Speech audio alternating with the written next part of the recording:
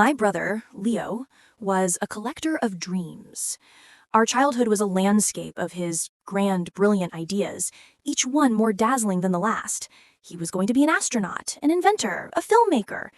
My parents were his first and most ardent investors, their praise and encouragement the currency that funded his every whim. I, on the other hand, was the quiet one, the practical one. While Leo was sketching rocket ships, I was saving my allowance. While he was writing screenplays, I was studying for my exams. He was the sun, a blazing, brilliant star around which our family orbited.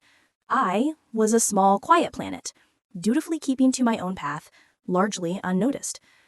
This dynamic didn't change as we grew up. Leo's dreams just got more expensive. There was the artisan coffee venture that ended with a garage full of unsold beans. There was the sustainable fashion line that produced exactly 3 t-shirts before he lost interest. With each failed project, my parents would sigh, shake their heads with a kind of fond exasperation, and write another check. "He just needs to find his footing," my mother would say. "He has so much potential." My own achievements, a scholarship, a stable career in graphic design, the down payment I had painstakingly saved for my own small house, were met with a different kind of praise. "It's so good that you're so sensible, Chloe," my dad would say. "At least one of you has your feet on the ground." It wasn't a compliment. It was a role I had been assigned, the safety net, the boring, reliable counterpoint to my brother's dazzling, expensive brilliance. I bought my house 2 years ago. It was a tiny 2-bedroom bungalow on a quiet street, and it was the proudest achievement of my life. It was mine. Every floorboard, every blade of grass in the small backyard was a testament to my own hard work, my own quiet discipline. It was my sanctuary, the one place in the world that was not in the shadow of my brother's sun. So when Leo announced his latest, grandest dream, a tech startup that was going to revolutionize the gig economy, I was supportive, but from a safe distance. He had a sleek presentation, a charismatic pitch, and a seemingly endless supply of confidence. My parents were utterly captivated. They spoke of it in hushed, reverent tones. "This is the one, Chloe," my mom told me over the phone, her voice buzzing with excitement. "You can just feel it. Your brother is going to be a millionaire." I noticed they had become unusually frugal. My mother, who loved her weekly shopping trips, started talking about cutting back. My father postponed a much-needed roof repair on their house, the house I grew up in. When I asked about it, they were vague. "We're just tightening our belts," Dad said. "We're all in on Leo's project. You have to invest in family." I didn't think much of it. They had always invested in him. I just assumed they had given them their savings, a final big bet on their golden child. It made me uneasy, but it was their money, their choice.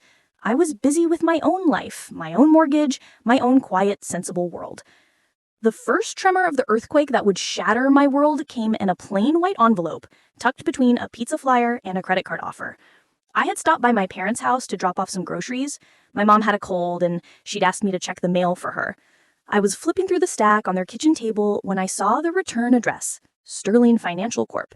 It was marked Final Notice in an aggressive red font. I frowned. My parents didn't have any loans with a company like that. They had their mortgage with the local credit union. This had to be junk mail, a predatory loan offer. But something made me pause, a cold, prickling sensation on the back of my neck. I slipped the envelope open. I told myself I was just protecting them from a potential scam. The letter was a single page of dense legal text, but my eyes went straight to the numbers. The amount owed was a figure so staggering it made the air in my lungs turn to ice, $350,000.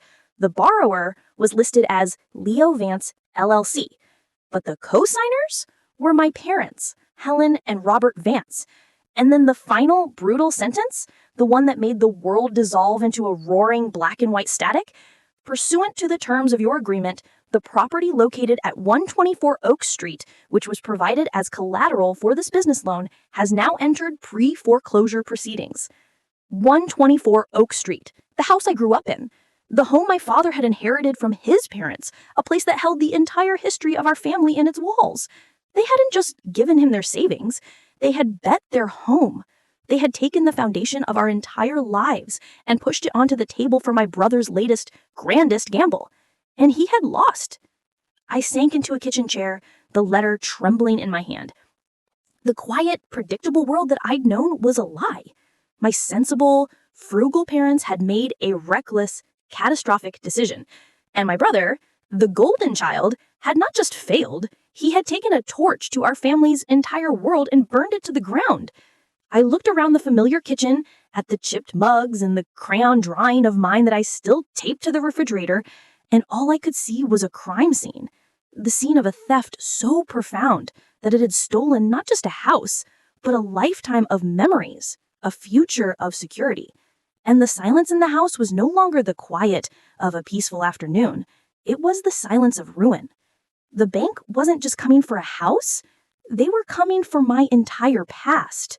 And I had no idea that they were about to come for my future, too. I didn't confront them right away. I couldn't. The knowledge was a physical weight, a sickness in my gut. I folded the letter, slid it back into the envelope, and placed it back on the table exactly where I had found it. I was an unwilling conspirator in their silence. For a few days, I tried to convince myself that I had misunderstood, that there was a logical explanation. But there was no explanation for a number that large, no story that could soften the brutal finality of the word foreclosure. The call came a week later. It was my mother. Her voice was thin, brittle, a sound I hadn't heard since the days after my father's funeral. "Chloe, honey," she said, "your father and I need to talk to you. Can you come over for dinner tonight? It's important." I knew what it was. This was it, the confession. I drove to their house, my heart a cold, heavy stone in my chest. When I walked in, the atmosphere was thick with a tension so profound it was almost suffocating. My brother, Leo, was there. He was sitting on the sofa, staring at the floor, his usual charisma gone, replaced by the pale, hollowed-out look of a man who had been utterly defeated. My father was pacing the living room, his face a grim, gray mask. My mother was just sitting in her armchair, looking smaller and more fragile than I had ever seen her. "What's going on?" I asked, my voice flat. I was not going to make this easy for them. It was my father who spoke, his voice rough with a shame he couldn't hide. He told me the story. The startup had been a complete and total failure. The revolutionary technology was a bust. The investors had pulled out. Leo had burned through the money in less than 6 months, a whirlwind of bad decisions and reckless spending. The loan was in default, and the bank was coming for their house. He told me this as if it were a tragic, unforeseeable accident, like a lightning strike or a flood.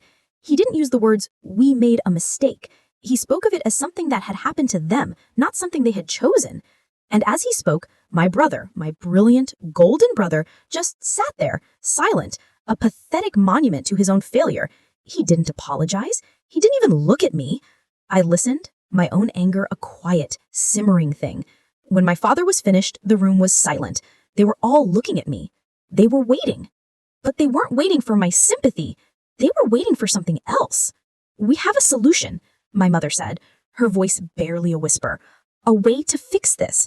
She looked at me, her eyes pleading, and in that moment, I saw the true purpose of this meeting. This wasn't a confession. It was a pitch.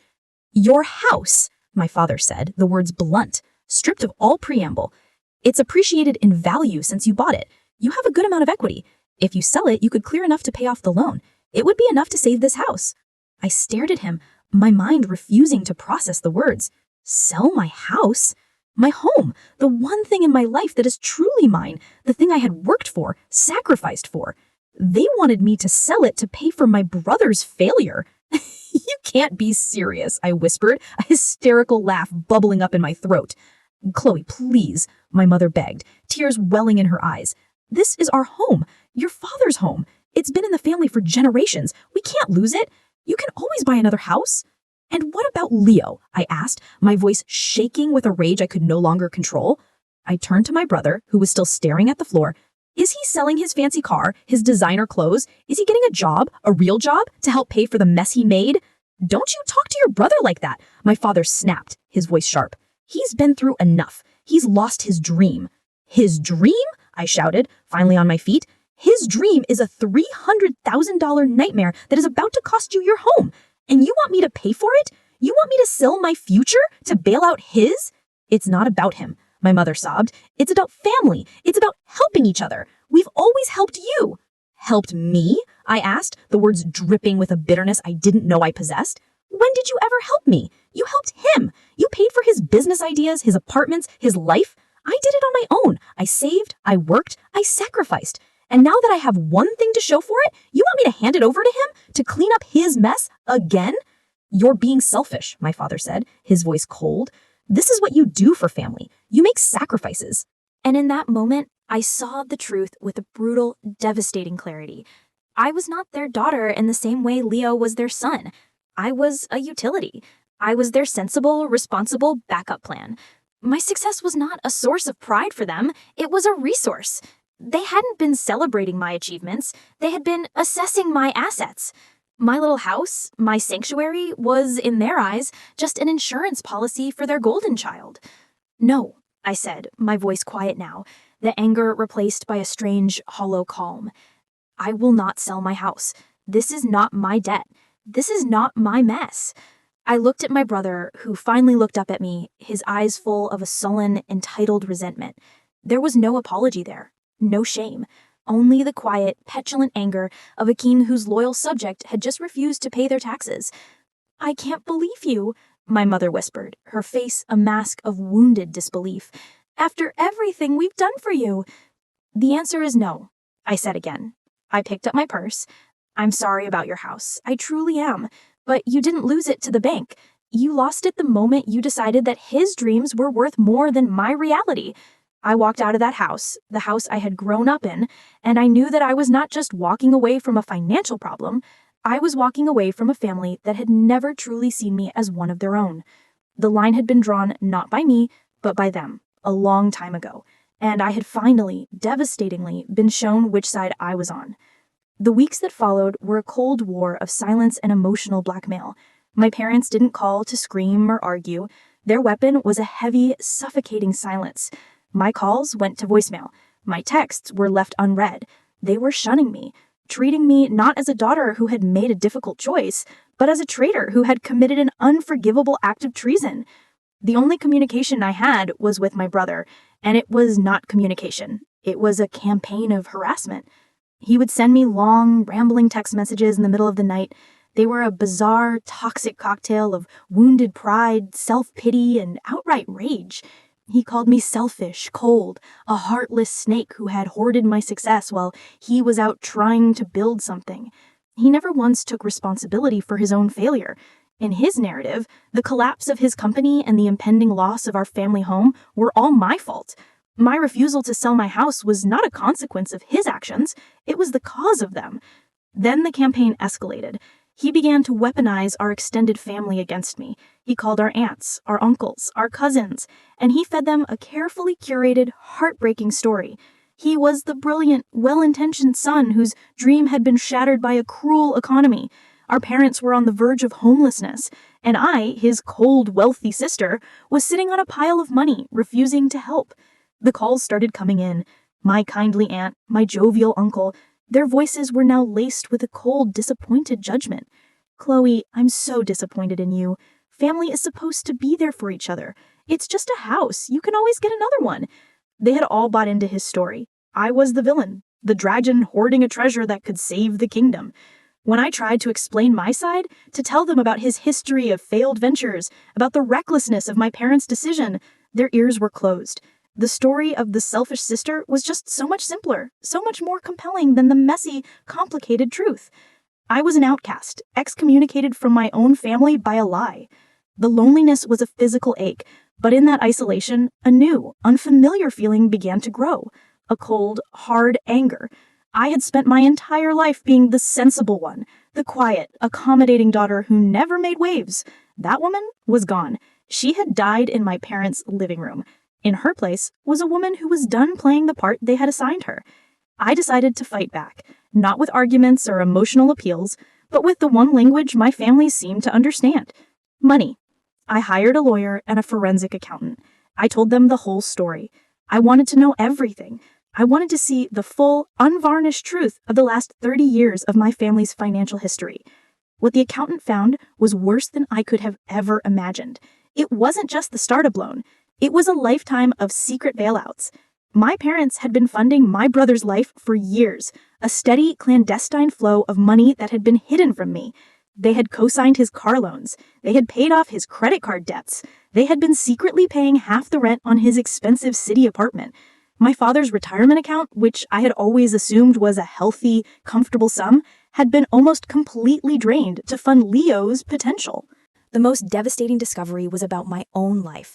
When I had bought my house, I had struggled for months to get the down payment together. I had worked 2 jobs. I had lived on ramen noodles. I had asked my parents for a small loan, just a few $1,000s to get me over the finish line, and they had told me, with a sad, apologetic look, that money was tight. They had let me struggle, had watched me sacrifice and scrimp, all while they were funneling tens of thousands of dollars to my brother to keep his failing dreams afloat. The final report from the accountant was a cold, hard, and utterly damning document. It was a chronicle of their choices, of who they had valued and who they had not. I looked at the numbers, and the last vestiges of my guilt, of my sorrow, were burned away. This was not a family. This was a business. And I was not a daughter. I was a neglected asset. I took the report, and I went back to my parents' house for one final meeting. This time, I was the one who had called it. They were all there again. My father, my mother, my brother. They looked at me with a cold, unified hostility. I was the enemy who had appeared in their camp. "What do you want, Chloe?" my father asked, his voice dripping with contempt. "I'm here to make you a business proposition," I said, my voice as cold as his. I took the accountant's report out of my bag and laid it on the coffee table. "I've had a look at the family finances. It's quite a story." I walked them through it, page by page. I showed them the secret car loans, the credit card bailouts, the rent subsidies. I showed them the exact date they had told me money was tight, and then showed them the $5,000 check they had written to Leo the very next day. I stripped away every lie, every secret, every carefully constructed myth, leaving only the cold, hard numbers. When I was done, the room was silent. The arrogance was gone. The self-righteous anger had evaporated. They just looked exposed. "You're not going to lose this house. I'm not going to let you. This house is my history too, whether you see me as part of it or not." I saw a flicker of hope in my mother's eyes. "But I'm not selling my home to save it. We're going to do this my way." I laid out my terms.